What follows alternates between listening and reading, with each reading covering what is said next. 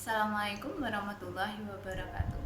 Para siswa kelas 10 SMA Negeri 1 Kretek tahun pelajaran 2020-2021 yang saya banggakan. Masih semangat kan untuk mengikuti pengenalan lingkungan sekolah pada hari kedua ini? Pada sesi kali ini kita akan membahas mengenai pembelajaran di masa pandemi. Perkenalkan, terlebih dahulu nama saya adalah Tutut Handayani Wisnugiana. Saya mengampu mata pelajaran sosiologi. Kita tahu bahwa saat ini dunia sedang mengalami wabah yang luar biasa akibat adanya coronavirus 2019 atau yang kita kenal dengan COVID-19. Nah, sejak ditetapkannya masa tanggap darurat karena adanya COVID-19 yang telah menyebar secara masif dan semakin mengkhawatirkan, seluruh sektor kehidupan terdampak, tidak terkecuali di bidang pendidikan. Kita yang berada di zona tidak hijau itu tetap menyelenggarakan pembelajaran jarak jauh atau belajar di rumah secara daring atau online. Nah, di DIY sendiri, masa tanggap darurat ditetapkan sampai pada 31 Juli 2020 dan hal ini akan mengakibatkan kita tetap menyelenggarakan pembelajaran jarak jauh.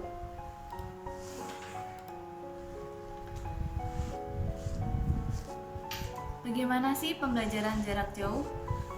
Nah, peserta didik itu akan secara mandiri dan terbimbing dari sekolah akan melaksanakan pembelajaran yang dilakukan di rumah masing-masing.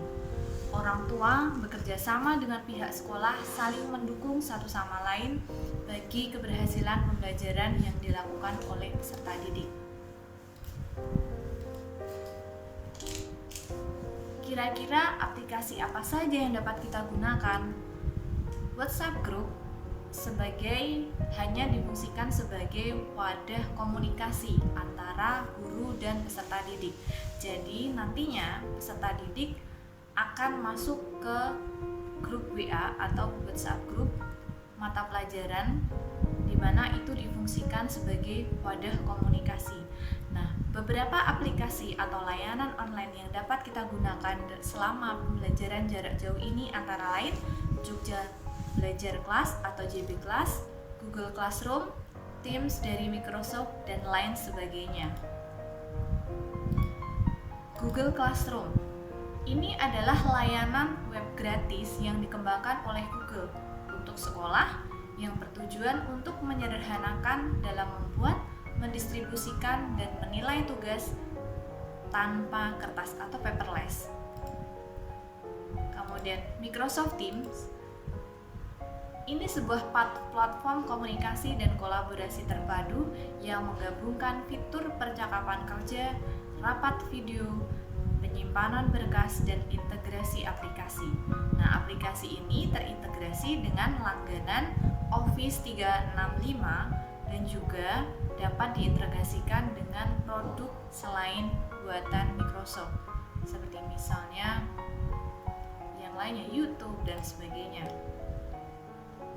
Kemudian JB Kelas atau Jogja Belajar Kelas. Jogja Belajar Kelas sendiri merupakan portal pembelajaran yang disediakan oleh Dinas Pendidikan, Pemuda dan Olahraga DIY melalui Balai Telkomdik untuk memfasilitasi guru dan siswa khususnya di DIY agar bisa melaksanakan proses pembelajaran secara daring. Di portal ini, guru bisa membuat dan membuka kelas maya dan siswanya bisa ikut bergabung dalam kelas tersebut. JB Kelas sendiri sebenarnya sudah dikembangkan oleh Dinas Dikpora sebelum masa pandemi terjadi. Nah, karena sebagian besar Bapak Ibu guru di sekolah kita akan menggunakan Google Classroom, maka kita akan cari tahu bagaimana sih atau tutorial untuk bergabung di Google Classroom. Yang pertama, kalian harus punya akun terlebih dahulu. Oleh karena itu, kalian silahkan masuk ke akun Google kalian. Kalian juga bisa mencari melalui laman di Google Classroom, kemudian kalian login di situ.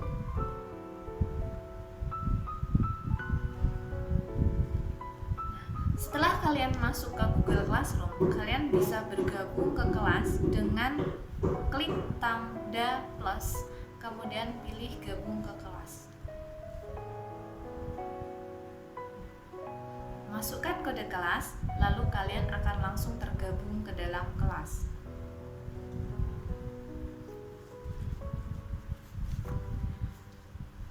Kondisi darurat yang menghalangi kita untuk bertemu langsung dalam proses belajar, hal ini sebenarnya tidak menjadi kendala atau tidak menjadi halangan kita dalam belajar dan meraih prestasi. Nah, oleh sebab itu,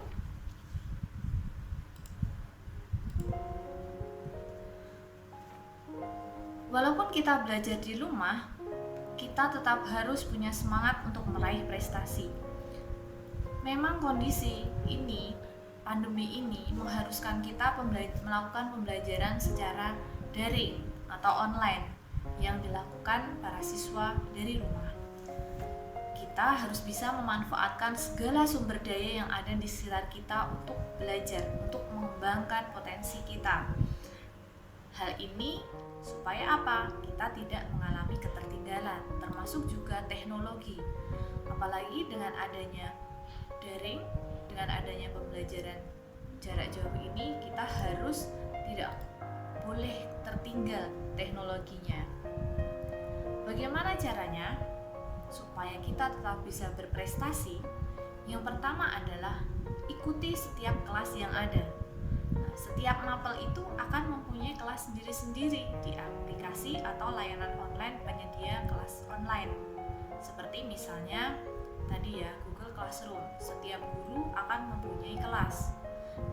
Siswa itu harus mengikuti setiap kelas yang ada. Kemudian ikuti jika guru melakukan pertemuan tatap muka secara daring.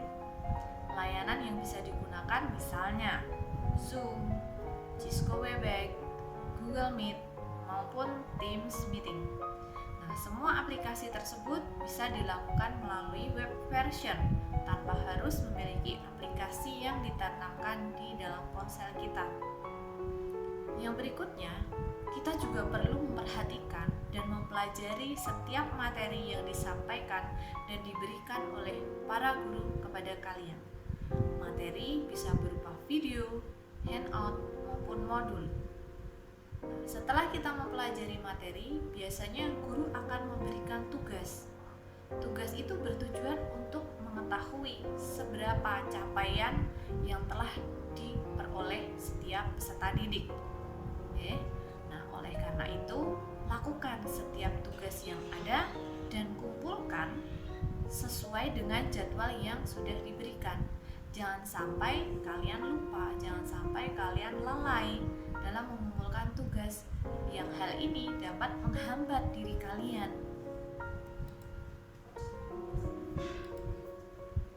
Bagaimana jika mengalami hambatan? Hambatannya apa saja sih selama PJJ itu? Biasanya hambatan yang dialami atau dihadapi setiap para siswa itu memang berbeda-beda, tetapi sebagian besar permasalahan itu mengenai masalah internet, jaringan ya, mengenai masalah jaringan internet. Kemudian masalah yang berikutnya adalah mengenai kondisi perangkat yang dimiliki. Hal ini yang biasa kita sebut dengan terjadinya ketimpangan teknologi. Nah, ketimpangan teknologi sebenarnya bisa kita siasati. Bagaimana cara mensiasatinya? Nah, itu tergantung dari guru dan kesepakatan antara guru dengan siswanya. Kemudian berikutnya adalah yang paling berat, tantangan atau hambatan yang paling berat itu adalah kemauan dari masing-masing siswa untuk belajar. Misalnya, kendalanya itu siswa malas. Guru tidak akan mengetahui kalau saya tidak aktif. Padahal, setiap pembelajaran, guru itu akan tetap melakukan presensi. Presensi hanya akan diberikan ketika pelajaran akan berlangsung. Kemudian seringkali tertidur, capek dan seterusnya. Kita tahu bahwa setiap siswa itu kan punya kesibukan masing-masing mungkin di rumah dalam membantu orang tua. Kita harus kembali pada konsep bahwa usia kalian itu adalah usia wajib belajar. Sehingga tolong gunakan kesempatan yang ada. Kalian sudah diterima menjadi siswa SMA 1 Kretek, gunakan. Tidak semua orang bisa sekolah, sehingga manfaatkan apa yang sudah ada di depan kalian. Kemudian sibuk dengan aktivitasnya, bermain. Bermain tidak harus keluar, kita bisa bermain di dalam rumah dengan handphone, dengan laptop, dengan bermain aplikasi game, ya kan? Game online. Ini tantangan terbesar bagi kita. Karena apa? Motivasi itu mempengaruhi prestasi. Kalau kalian tidak memiliki motivasi untuk maju, maka kalian tidak akan bisa meraih prestasi.